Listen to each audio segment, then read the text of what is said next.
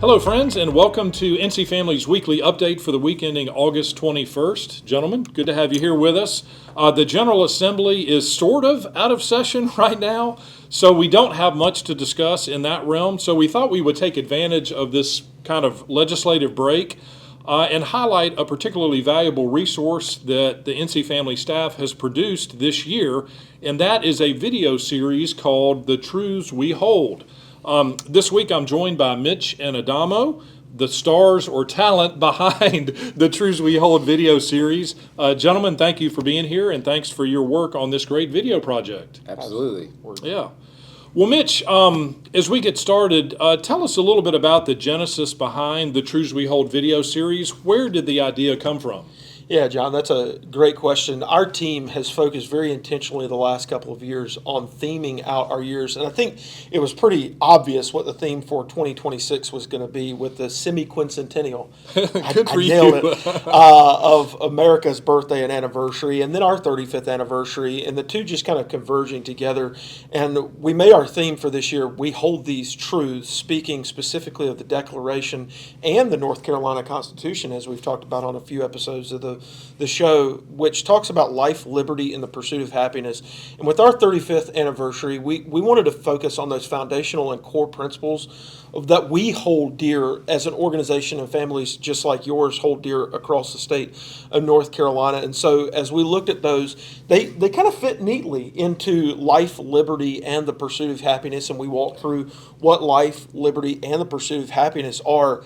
And so the idea kind of was the genesis of that, and focusing on telling people not just what it means to know these things, but to, in some way, shape, or form, apply them based on what we know about our founding documents, about the way our nation was set up, and what we believe here at NC Family. Yeah, that's a great explanation. And, it does fit in so well with the mission, the vision of NC Family, the work that we've been doing for 35 years, as you said.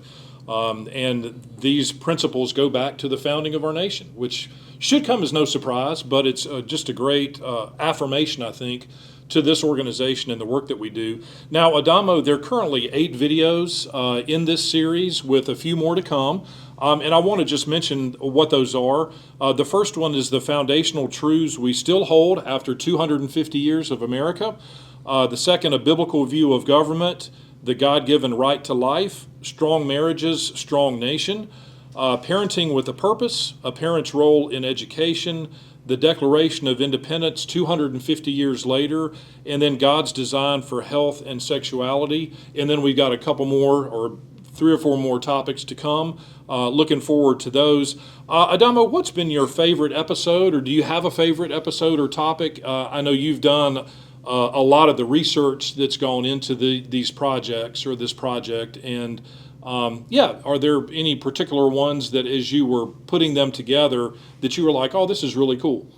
The marriage episode and the parenting episode were both great episodes topically, like focusing on one of our issue areas.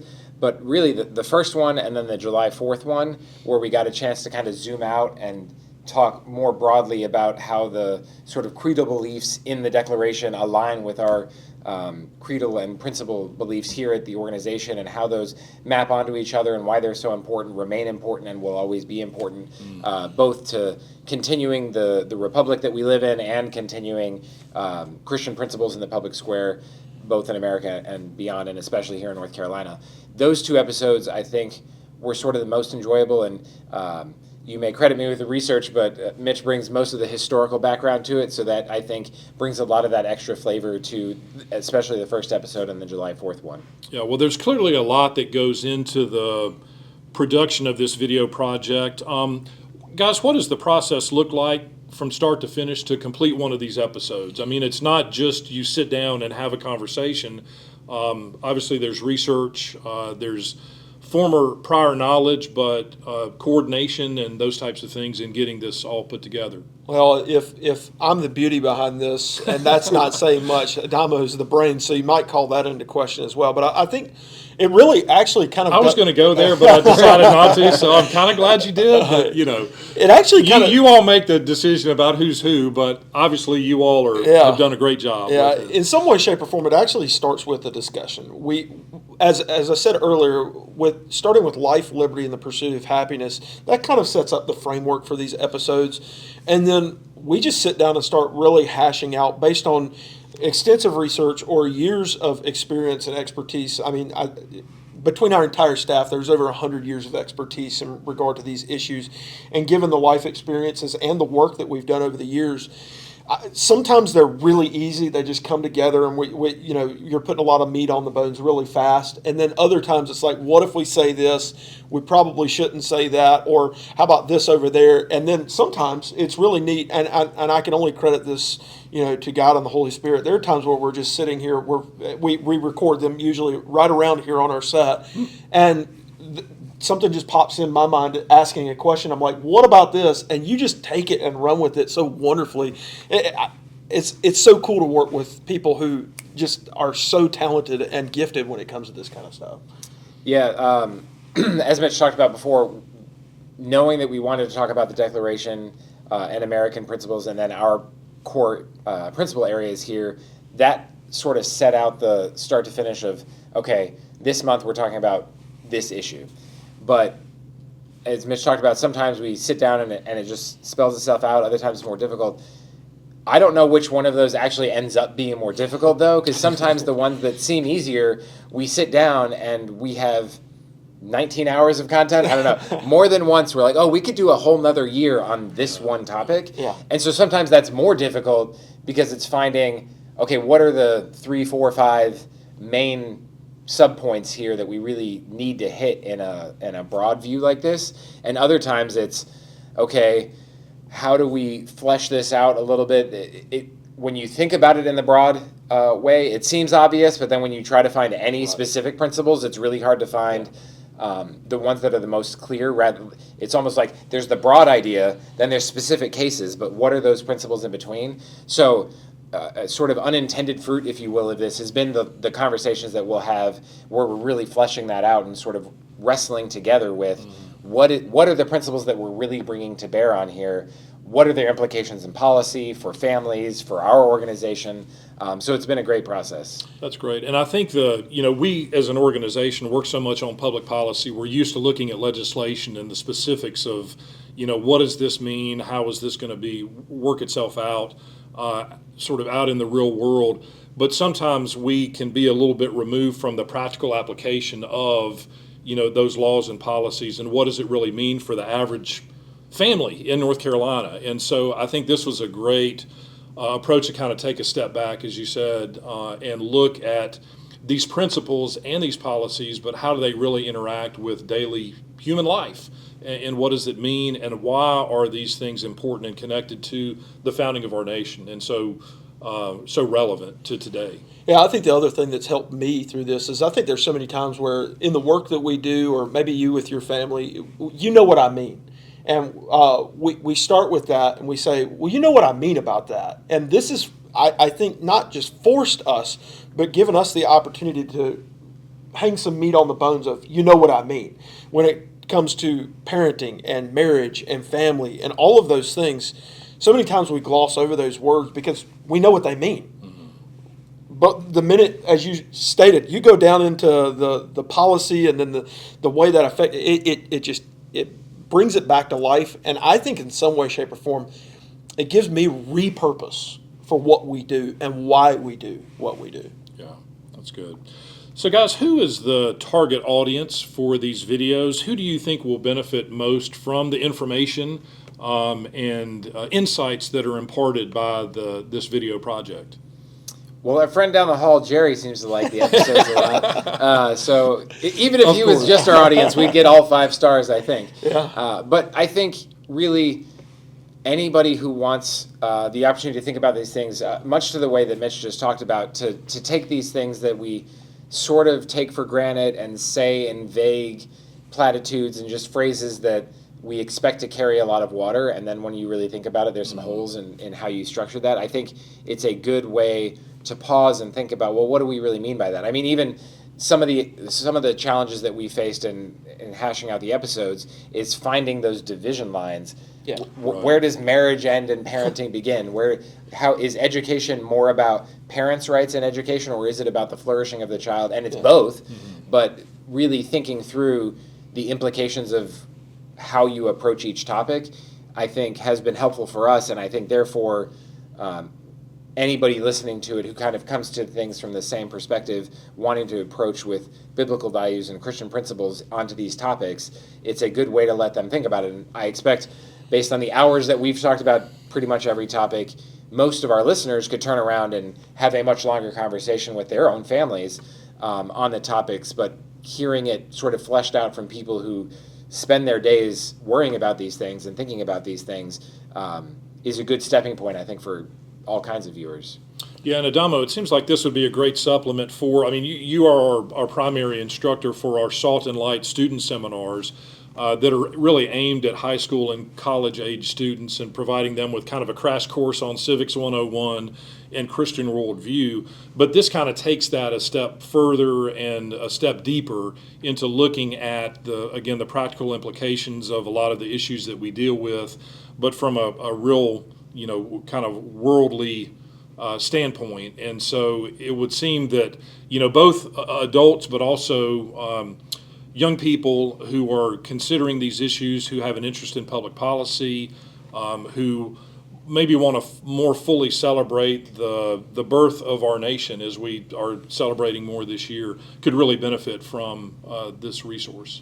To echo what you just said, our family took two younger couples to dinner a couple weeks ago, and the real conversation, where the real conversation happens, it's not around the dinner table. It's all of us trying to get to our cars in the parking lot on the way out. And about an hour into that conversation, I'm not kidding, one of the young men looks at me, and I feel old saying that, but he's a 24-year-old guy, and he looks at me and says, "So I know what you do, but how could I get involved in that, like as a Christian, in politics and policy?"